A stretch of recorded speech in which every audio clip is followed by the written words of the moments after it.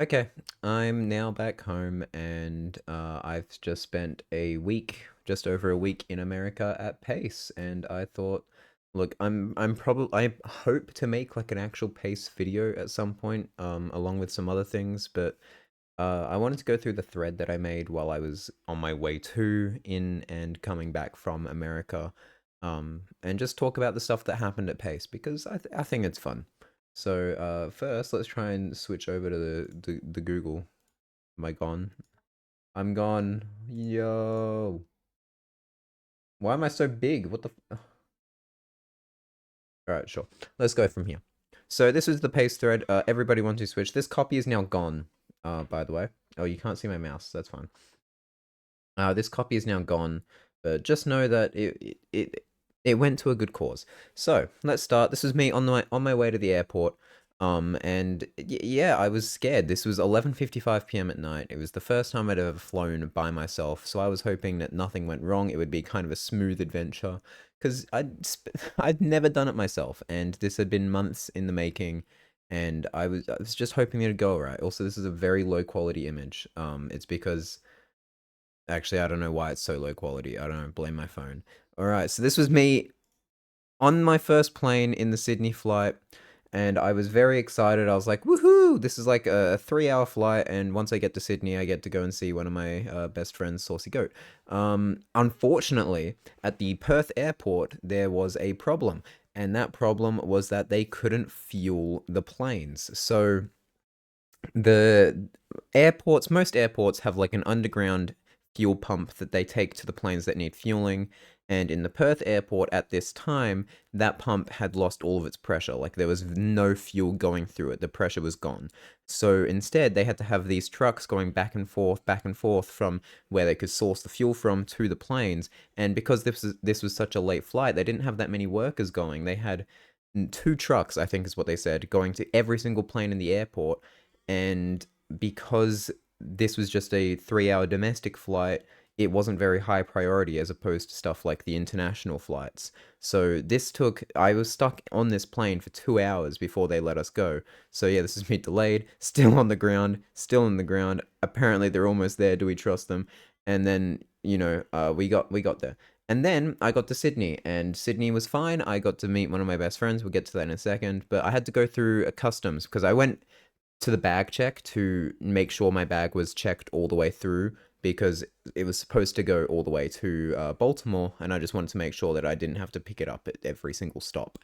And when I went back through customs, they swabbed my feet for TNT, and it came back positive, and it was very funny because the guy was like, "Oh my god, I've never seen that before," and I was just like, "Chill, it's all good. Just do whatever you need to do to prove that I'm not carrying TNT." But it was very funny. They detected T on me. Anyway, and then I saw Saucy Goat, and I was like, "Yo, this is one of my best friends." And it was really cool getting to see them in person. I've seen them in person before, but it was very cool getting to see them in person again. So yeah, that was awesome. And they solved a Rubik's Cube. You can't hear this. They solved a Rubik's Cube. Uh, it didn't go quite as planned here, I don't think. Yeah. Oh my no, this is the 9 second one. No, there was another one that was 12 seconds, but she told me not to post that one. Anyway, then I got to order 269. Nice. Getting some nuggets. And then I had to go to the international terminal at Sydney, which is in a completely different spot. They have to take a shuttle bus to, and they needed me to present my ticket to America, to get on this shuttle. So Saucy couldn't come with me. But yeah, that was the end. That was the end of that. Um, and then yeah, it was really stressful getting through customs.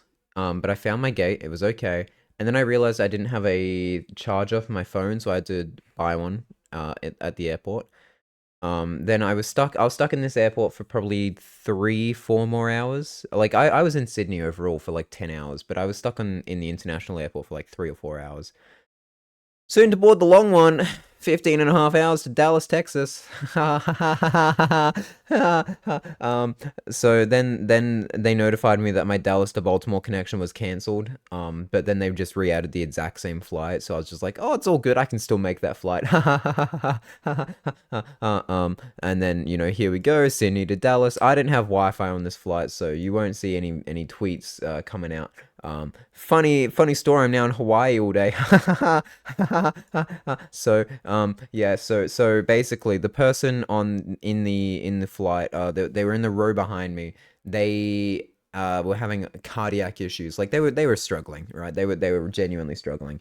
And they had to have a bunch of passengers that were medically qualified to like help out and whatever else. And essentially, the pilot went, "We're not gonna make it to Dallas before this person fucking dies, so we're gonna divert to Honolulu, Hawaii." Which obviously, like, I'm happy they did that so this guy lives, but this guy fucked up my whole trip.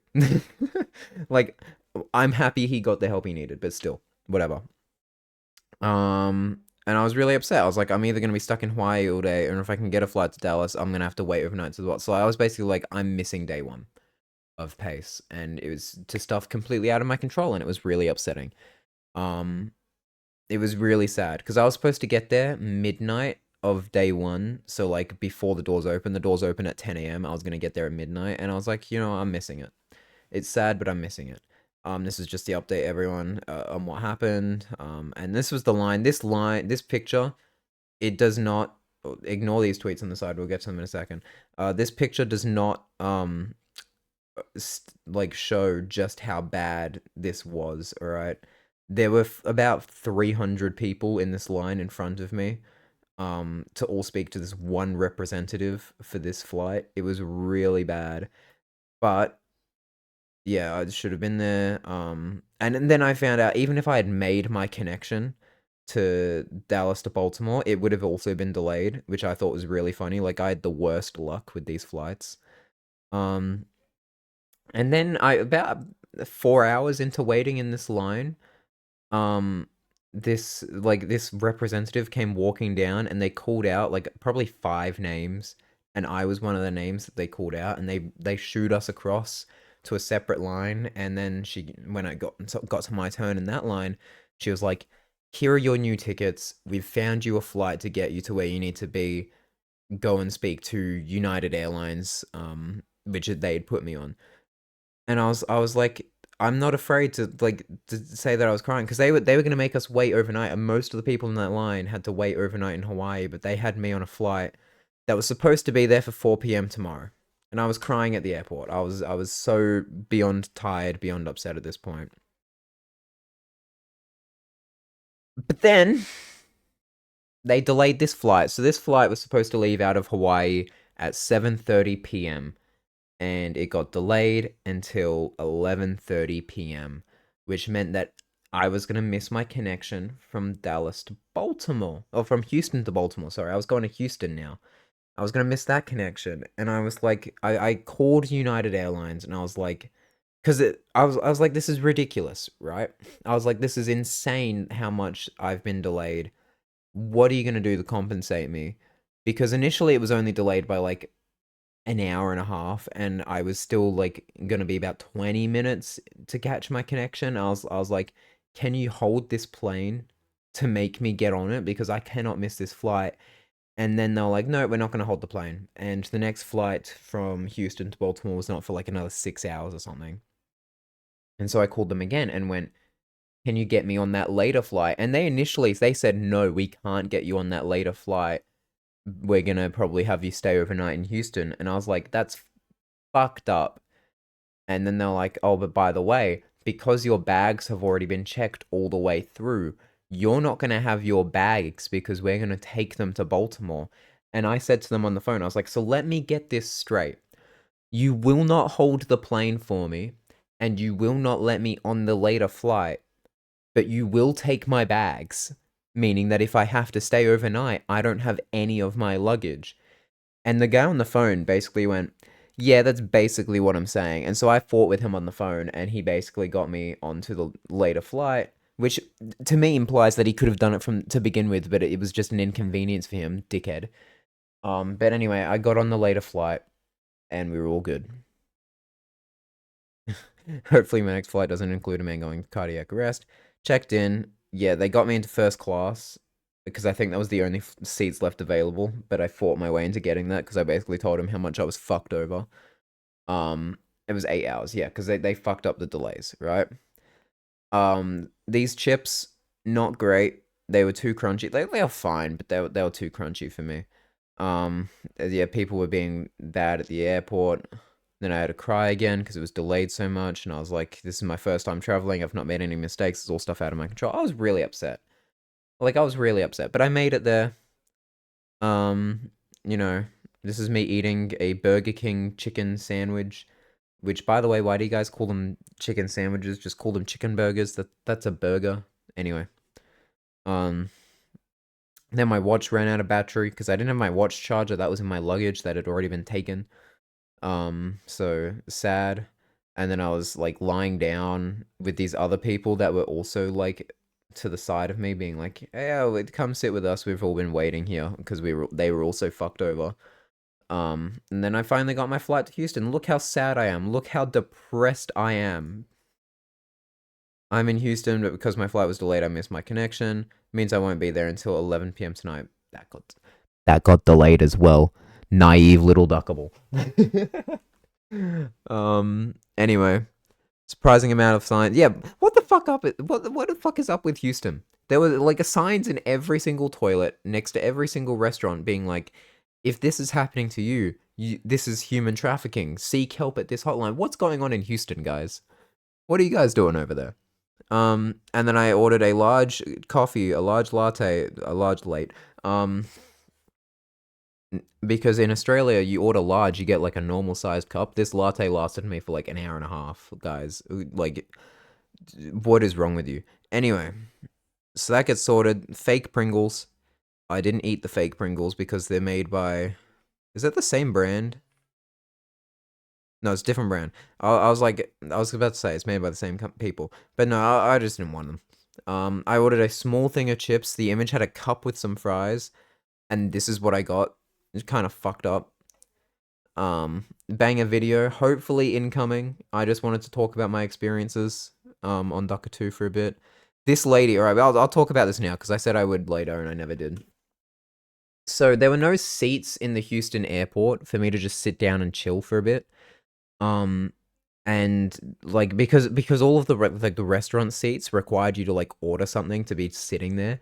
So I was just sitting in this massage chair that they had set up. I wasn't like paying to actually have it massage me. I was just sitting in the chair, and this lady comes over who she says she's 70 years old. She looked honestly like 50, but you know, I'm whatever. That's good for her.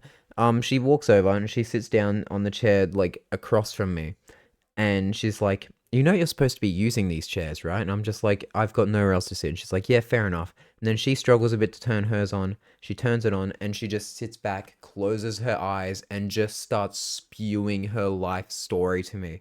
She's talking about how she's got this farm that she lives in that she's trying to get to, how she was supposed to be picked up from this airport to stay overnight by her third husband, I think it was. And like her third husband didn't show up, so now she's going to a friend's house in a different state. She kept on being like, "Have you been to this spot in America?" And I was like, "No, this is my first time in America." And she was like, "Ah, you've got to go." And I had to repeat myself so many times. She said that she was on to her third husband because her second one was a drug dealer. I think that's right. Yeah. But she never said what happened to the first one. So maybe he just died, or maybe something worse happened. Who knows? But she gave me "I killed that man" vibes. Like she was really weird. And then she just got up and walked off. She asked me where Terminal 10 was, which I'd been in this airport long enough at this point to where I could point it out to her and be like, "It's down there." And then she was just like, "All right," and then walked off, and I never saw that lady again. Weird people in Houston. Um, and then I was about to board what was hopefully the last flight, and then I made it. Hotel, I can't hear this. and I am tired, and I am going to bed. This has been a shit show of a ride to get here. Good night. So I can't hear that because I don't have my headphones in, but I imagine that I'm saying I'm so, so, so tired and I finally made it and I'll see you guys all tomorrow. Something along those lines. I got in at 12 a.m. About later than that, like 12:30, and I ran into Speed in the lobby and he was awesome. He was really cool. And then I just went up, I had a shower, I put my pajamas on, and I was good to go. Also, you might be wondering, I'm wearing different shirt here to up here. I had to change clothes in Honolulu because I was like, I've been in these clothes for so long, so I had to like open up my luggage and, and steal some clothes out. Anyway, I just thought I'd point that out, and then obviously my pajamas. All right, day one for me, which was actually day two of the event, and day two of the event was the day that my Darker Side showcase run was supposed to happen, and I was like before coming to Pace, I should have been practicing, but I had uni work to do. I missed out on my last week of uni to go to Pace, and I had to finish all my assignments early, which means I didn't have the time to practice for this. And I practiced main game before, but I hadn't done any post game practice. And people were saying, "Oh, just practice on the flight." I couldn't really do that. Like, I was not in the mindset or in the right place to be practicing like high end Odyssey stuff. So I was like, I'm entering day two, and my plan is to spend the day just practicing post game for Darker for my showcase run. Um, and then I was like, okay, now I need to figure out how to walk to the venue. Google Maps was telling me that it was a 40-minute drive, 40-minute walk, which nah, I didn't believe. So I was like, okay, let's settle down. I'm gonna go back to the hotel and ask the person, hey, do you know how to get to the racetrack? And she was like, yeah, it's really weird that it's like telling you that. So what you're gonna do is you're gonna download Waze, and Waze is a car driving app. I didn't have a car to drive, woman. I asked you how to walk there. But I eventually figured it out because Zach207 came and picked me up and walked me through the construction site. Yeah, the best way to get to Pace from the hotel, walk through a construction-only site. I've got videos of this. I'm going to not show the videos now because they're on my phone. But yeah, you had to walk through a construction tunnel. This was me telling people I'm going to win the coin flip against Tyrone with my dollar coin, Australian dollar, tier list of things in my room. Guys, YouTube videos. Like, I woke up this morning to 26 YouTube videos. Why? But in America, you just get them through the day. It's fucked up. Anyway, I got there, got my badge, went to Denny's with Milan. Look at all the American decorations, guys. What are we doing? Why are you so patriotic? Anyway, oh yes, I got Speed to sign my 1-2 Switch copy. That's how it looked about halfway through day one.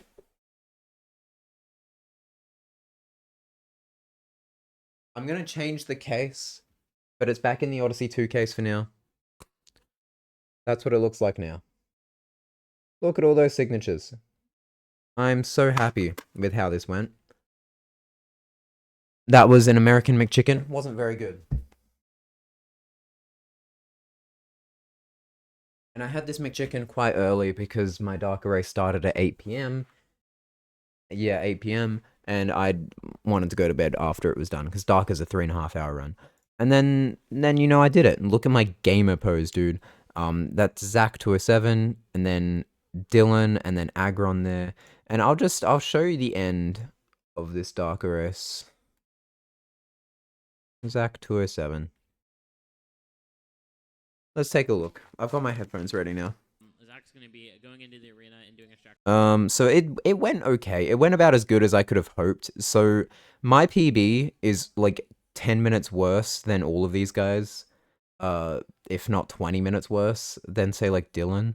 So I kind of went into it knowing, one, I haven't practiced up until today, and two, these guys' PBs are so much better. I'm gonna lose, but that's okay. I'm happy. I'm ready for that.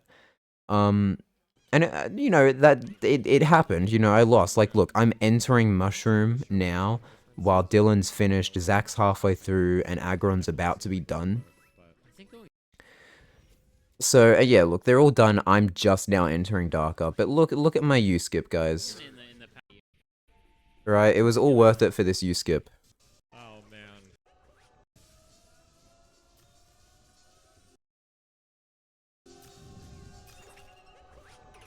Yeah. Oh man. Dude, that cheering was so worth it. Anyway, so it was a really fun race. All right, let's go back through the thread. Didn't take many pictures. I have more pictures now, but this was the about to coin flip tire. I wish I had videoed this. He was so happy with the Australian coin. He was like, "Yo, there's kangaroos!" Like Tyrone loved the kangaroos on this thing. And then I won the coin flip. And now if I go to twitch.tv/Tyron18,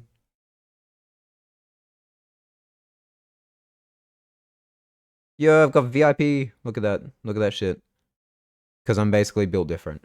And I won the VIP for this is Dan72. Very happy to meet him. Also, we're 20 minutes into this recording. I understand this is just for me to spew information, alright? I don't know. I know no one cares. This was the start of the Odyssey LTA. You know, I watched this. This is the LTA which had Tyrone, Lucid, VGR, Buster Doggy, Psionic, Odyssey guys down there, I think. Chaos Pringle. Like, it was cool seeing all of these guys. I did 2P with Milan. We were going to do more runs, but we didn't. Gorgonim did mech for us. And then we did the 50 Nugget Challenge. This was with Milan, Speed, and Dan, and myself. We downed 50 nugs. And then Brookie Cookie, who is not someone who I've spoken to before, who I don't really know very well, but she was selling a bunch of stickers and controllers and stuff, and she gave me a 1-2 Switch sticker for free because she'd seen that everyone been signing my cartridge, which I think was really cool. Like, thank you so much, Brookie. If you're ever gonna watch 21 minutes into my Ducker 2 YouTube video for the 1-2 Switch sticker, it's awesome. Then we went to some Korean barbecue, I think it was. We went past the Giat Fu sign. This was the Korean barbecue gang. There were also people on the other table. That's Hey there.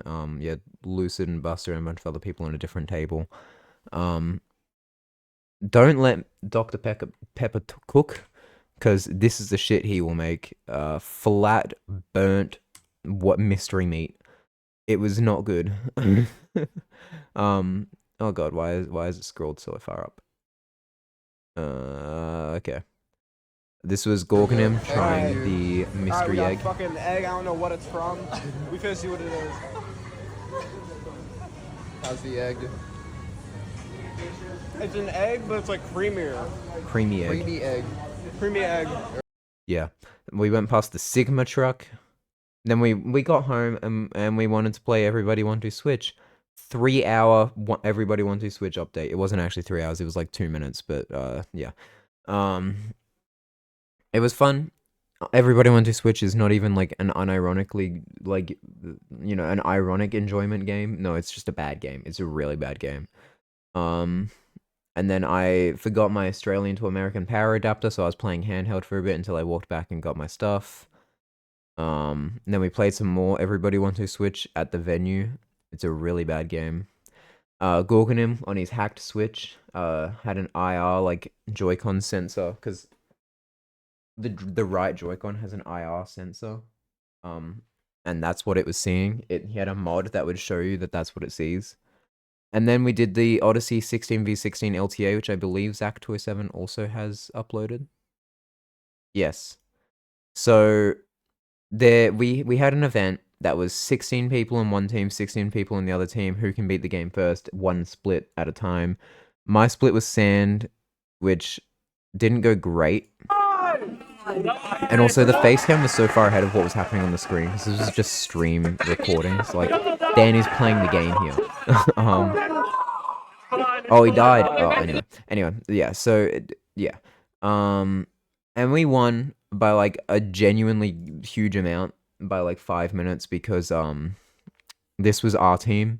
You know, Psionic, Chaos, Lucid, Tyrone, Danster, along with some other like decently good people. Like, you've got Halo, Cheese J, Philly and Source, Aria, and then you've got some other people that haven't played the game in a while, like Tech, who pulled through. And then this was the group photo, and then this was, you know, the teams against each other, but we won easily. And then we went to Nando's. Nando's was meh. It was fine, whatever.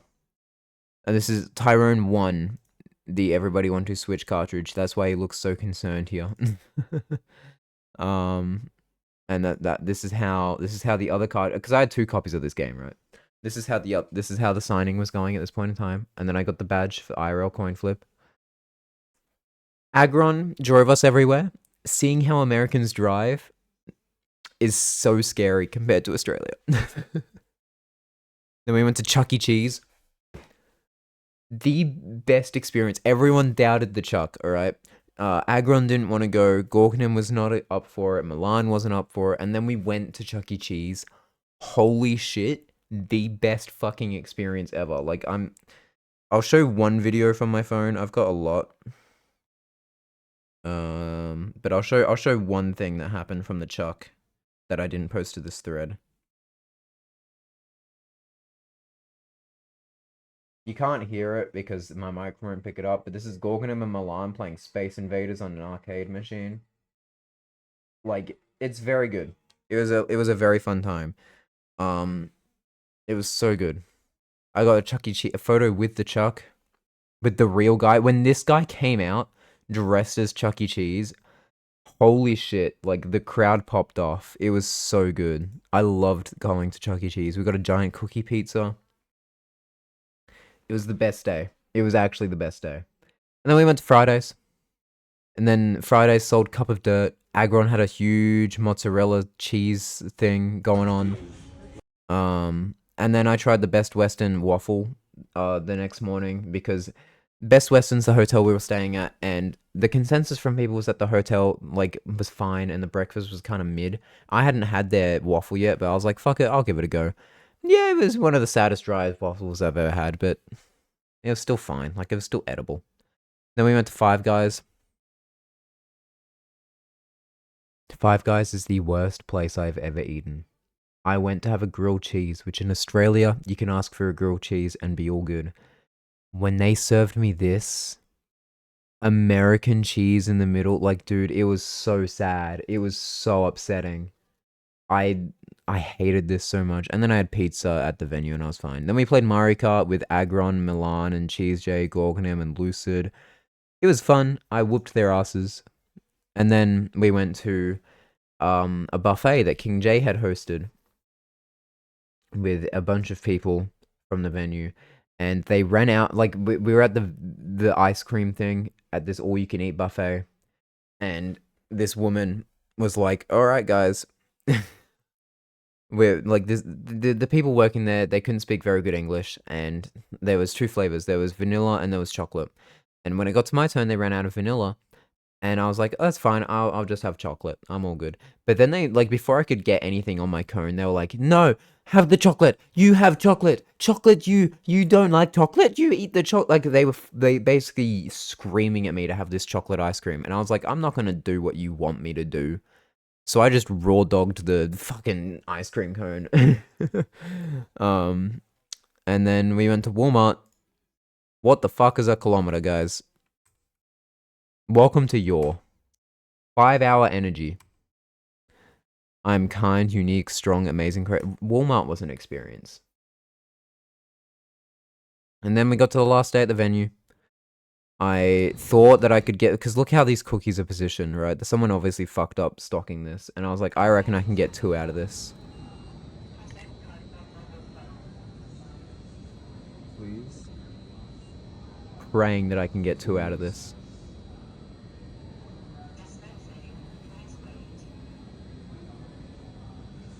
That was so depressing. But then I just paid for it again and got both, so I basically just paid twice for 2. And then that was the last thing I took at the venue. And then I'm not going to play this, but it's basically me saying I'm going to miss everyone. And I really do miss everyone. I've known these people for 5 years, right? More than. Yeah, probably more than. And, you know, having to only, like, getting to only spend a week with them is really sad. Like, I'm almost in tears in this video. Because I'd just given, you know, Milan a hug, who's one of my best friends. I'd given Gorgonim a hug, who I only met really Gorgonim through this event. And the guy's chill. Like, I loved spending time with Gorgonim and seeing all these people. And then, you know, I'm now home. And I don't get to see him again. And this is Milan. This is Dan and Speed. This is VGR. Zach207. Gorgonim. Chaos Pringle. Buster Doggy. Tyrone. Aspen, Aria, Tech, Philly, Zindifusic, King J, Lucid, Psionic, Agron, Kyle. And then I was on the way home. And the way home, I'm not going to go into too many details, but Flight 1 was fine. Then I was stuck in Dallas for 11 hours. The Dallas airport was really confusing. I ordered a latte from this lovely little Indian woman who, like, she was just across from a Starbucks, so obviously no one orders coffee from her. And she was ecstatic. Like, she was super happy. She was like, oh my god, no one's ever ordered the latte from me. I've been practicing my latte art. And then she handed me this.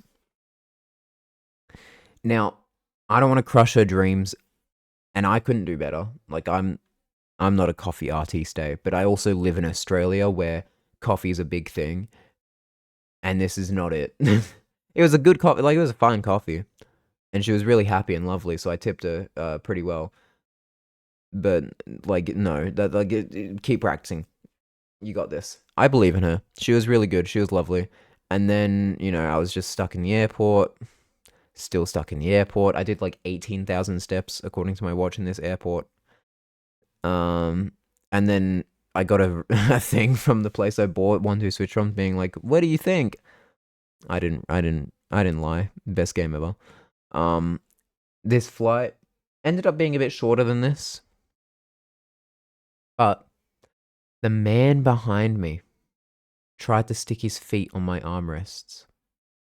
Don't do that if you're on a flight. Don't ever do that.